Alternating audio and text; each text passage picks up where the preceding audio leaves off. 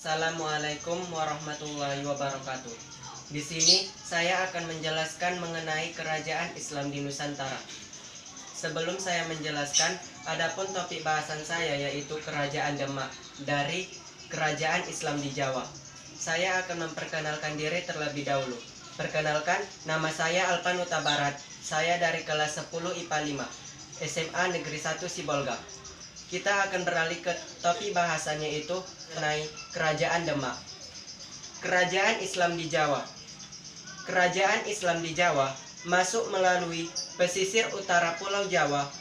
Bukti sejarah tentang awal mula kedatangan Islam di Jawa antara lain ialah ditemukannya makam Fatimah binti Maimun bin Hibatullah yang wafat tahun 475 Hijriah atau 1082 Masehi di desa Leran, Kecamatan Manyar, Gresik.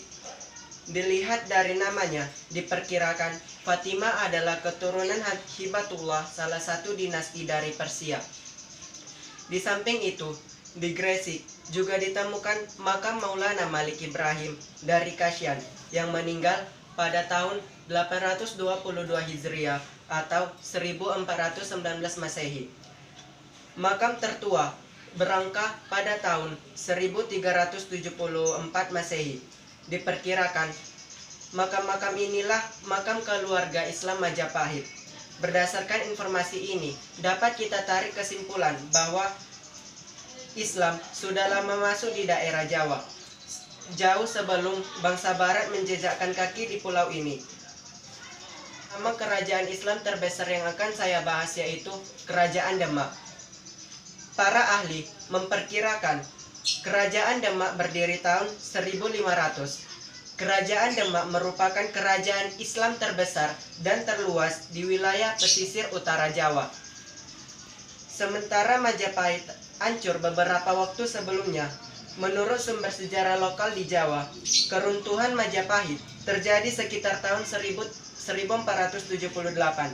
Hal ini ditandai dengan cendera sangkala, sirna, hilang, kertaning bumi, yang artinya memiliki angka tahun 1400 Saka.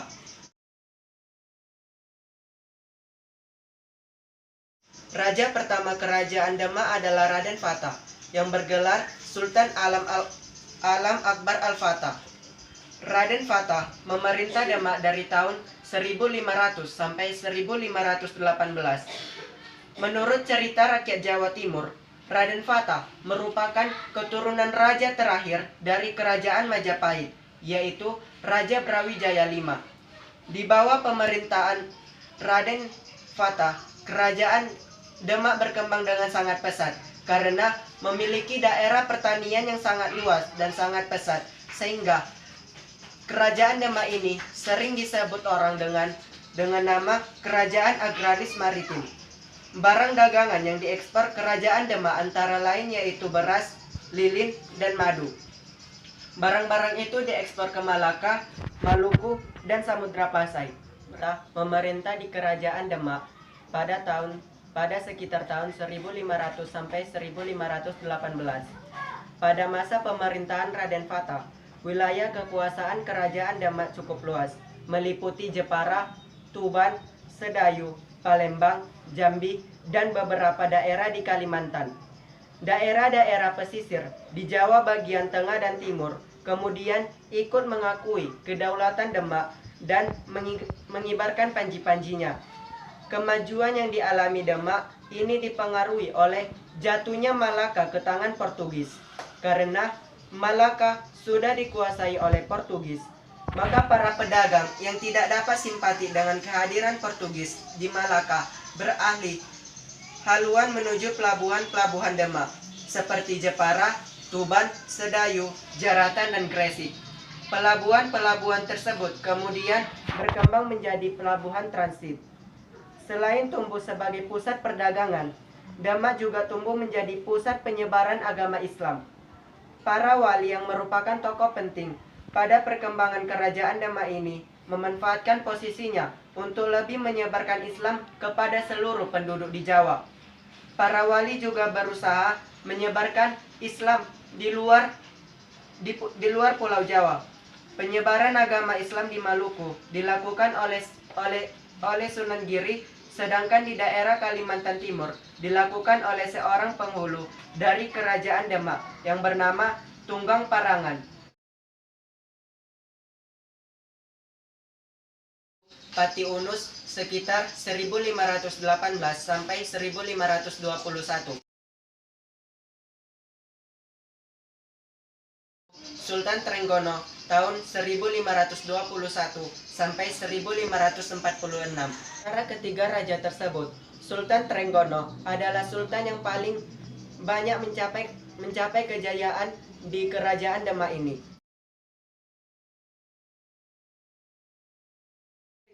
Masa kejayaan Kerajaan Demak. Kerajaan Demak dikenal sebagai kerajaan terkuat di Jawa pada awal abad ke-16.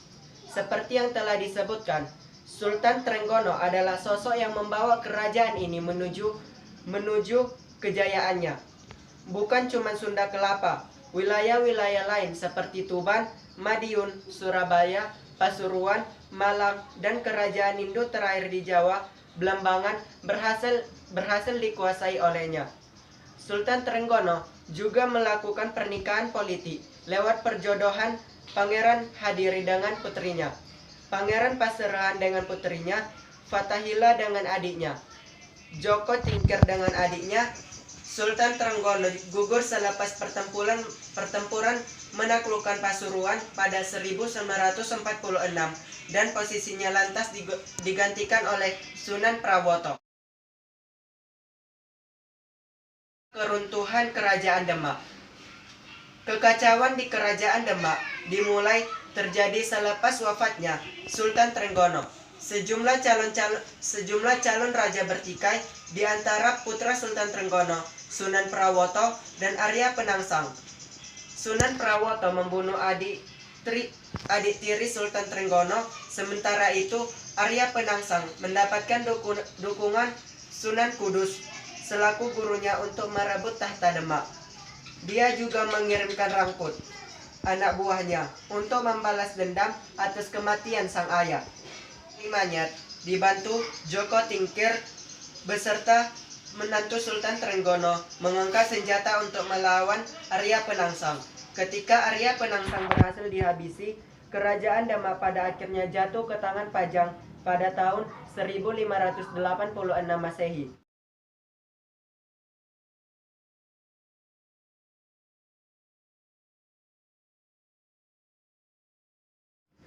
Adapun peninggalan Kerajaan Demak, yaitu yang pertama adalah Masjid Agung Demak. Bangunan ini adalah peninggalan yang paling terkenal dan menjadi saksi bisu dari Kerajaan Demak.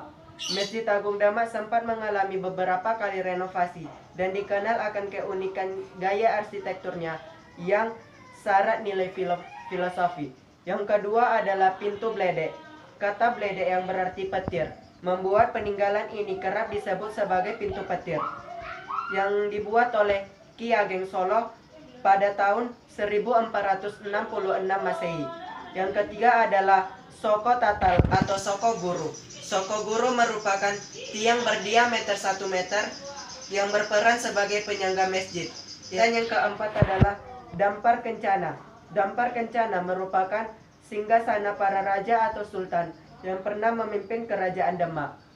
Sekian penjelasan mengenai Kerajaan Demak dari Kerajaan Islam di Pulau Jawa. Wassalamualaikum warahmatullahi wabarakatuh.